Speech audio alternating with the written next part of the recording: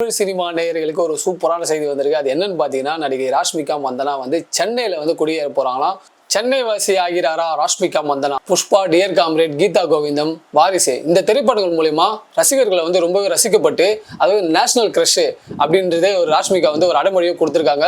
So இவங்க வந்து சமீபத்தில் வந்து ரிலீஸ் ஆக இருக்கிற புஷ்பா 2 இந்த படத்தோட வேலைகள்லாம் போயிட்டு இருக்கு. ஸோ இந்த டைமில் வந்து சென்னையில் வந்து உலா வரதா ஒரு தகவல் வருது. அந்த தகவல் என்னன்னு பார்த்தீங்கன்னா, தமிழ் சினிமாவில் ஒரு பிரபல இயக்குனரோட வந்து பேச்சுவார்த்தை போயிட்டு இருக்கான்.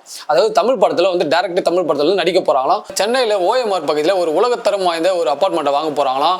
ஸோ சீக்கிரமாக சென்னையிலே செட்டில் ஆக போகிறதாகவும் ஒரு வதந்தி வந்து பரவிட்டு இருக்கு.